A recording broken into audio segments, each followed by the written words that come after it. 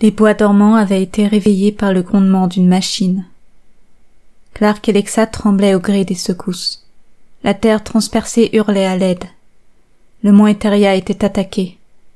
Les deux femmes, enfants de la montagne, observaient, cachées derrière une tente entre des pins inquiets, une équipe ordienne s'affairer autour de la machine.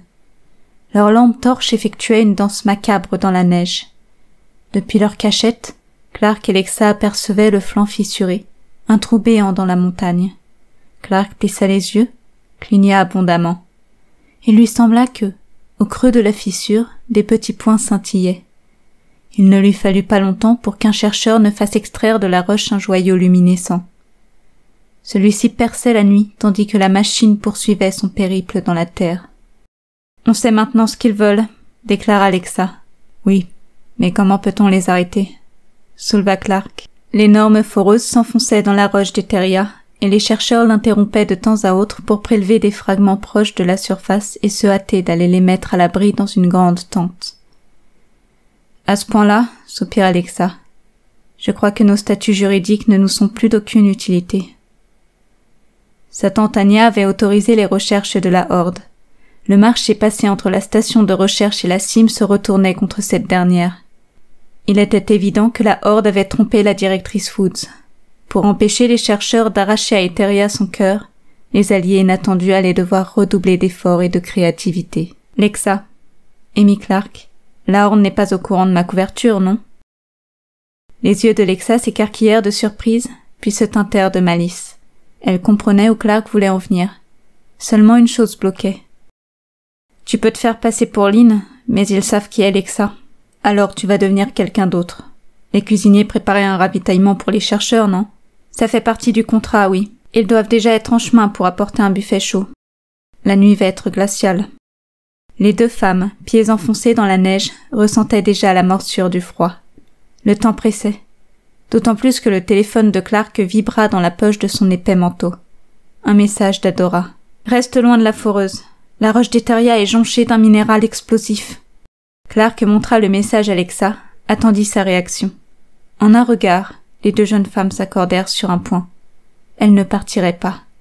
Ce mont était leur maison. Elles allaient lutter pour lui, au péril de leur vie, pour protéger leur foyer et les milliers de vies qui y séjournaient actuellement. « Vas-y », affirma Lexa, et Clark débuta la métamorphose de la jeune Woods. Elle faisait avec les moyens du bord. Heureusement, la nuit et les épais vêtements de neige allaient leur être favorables. On ne devait pas reconnaître Lexa Woods. Pour cette nuit, celle-ci sera Naila, plongeuse en cuisine venue aider à transporter et installer le buffet destiné au camp hordien.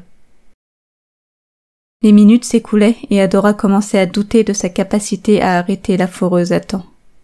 Si la machine atteignait un profond gisement, une voûte constituée du joyau d'Eteria, la probabilité que le flanc explose s'élevait par-delà les étoiles, et Adora n'avait pas envie d'aller y faire un tour ce soir. Le mont entier était en grave danger. Une pression énorme sur les épaules de la jeune femme, dont les pouvoirs surnaturels étaient les seuls aptes à contrer la force hordienne. Alors Shira courut à travers les arbres, rejoignit en toute hâte les abords du camp. Masquée par la forêt nocturne, elle dut se détransformer. Pour pénétrer dans le camp, elle devait se faire plus discrète. Du moins, le temps de trouver un plan. Elle décida d'appeler Clark pour s'assurer que la jeune femme était en sécurité. Elle avait promis à Abby de protéger sa fille. Ce qu'elle apprit ne lui plut guère. Clark lui informa de sa position et de leur plan. Elle était avec Lexa Woods. Adora dut prendre une grande inspiration pour ne pas paniquer. Si le plan échouait, le mont explosait. Accroupie dans la neige, Adora mit en place son plan, en prenant en considération celui de sa comparse. Elle se releva, et à ce moment-là, fut aplatie par une masse épaisse. Le visage dans la neige, Adora se débattit et parvint à se retourner. Assise sur son buste, Catra la dévisageait avec une fureur alarmée. Ses yeux verts ont gorgé de larmes haineuses. Le cœur d'Adora fut réduit en miettes par ce regard. Autrefois, elle s'aimait. N'y avait-il plus que de la haine entre elles? Pourquoi, Catra? Je ne cesse de te le demander, mais tu ne me donnes jamais vraiment la réponse. Qu'est-ce que je t'ai fait pour que tu me haïsses à ce point? Adora n'avait plus la force de se débattre. Catra revenait toujours lui faire du mal. Il était temps de mettre un terme à cette rivalité inutile. Si sa vieille amie ne la laissait pas contrer la horde, elles mourraient toutes les deux ce soir. Autant savoir maintenant, quitte à ce que les mots douloureux de Catra soient leur dernier échange. Les larmes de Catra givraient sur ses joues. Adora aurait aimé les essuyer du pouce, mais elle préféra ne pas bouger, car elle sentait que la vérité allait tomber lourdement sur son thorax, près de là où Catra s'était assise. « T'es partie, Adora. Tu m'as laissé avec eux. Tu savais ce qu'ils nous faisaient. Tu savais qu'ils t'idolâtraient et que si tu partais, ils se vengeraient sur moi. On s'est croisés peu de temps après. Je t'ai demandé de venir avec moi. Pourquoi ne m'as-tu pas suivi? C'était trop tard. Le mal était fait. J'étais à toi avant, et maintenant je ne suis plus qu'à eux. Ils ne me laisseront jamais partir. » Catra porta une main à son épaule. Adora fronça les sourcils. Elle se redressa, doucement, pour ne pas brusquer la jeune femme. Elle leva lentement sa main, la posa avec précaution sur celle de son amie d'enfance. Elle demandait la permission, et Catra la lui accorda éventuellement. Adora repoussa légèrement les vêtements sur l'épaule de la féline. Elle y découvrit une grande parcelle de peau brûlée, ainsi qu'une épaisse cicatrice. Adora tâta à peine, Catra sursauta. Elle l'avait senti, sous la peau. La féline avait été pucée, comme un animal de compagnie. La culpabilité saisit la gorge d'Adora. Elle aurait dû revenir chercher Catra, la kidnapper s'il le fallait, tout pour lui éviter de subir les sévices de la horde. Sa fuite avait dû énerver leur chef. Les jeunes hordiens en avaient subi les conséquences. Par sa faute. Adora remit en place le tissu, la main tremblante. Honteuse, Catra avait baissé la tête. « Tu le sais, Amy Adora.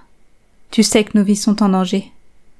C'est pour ça que tu me l'avoues enfin. » Elle posa sa main sur la joue de la jeune femme.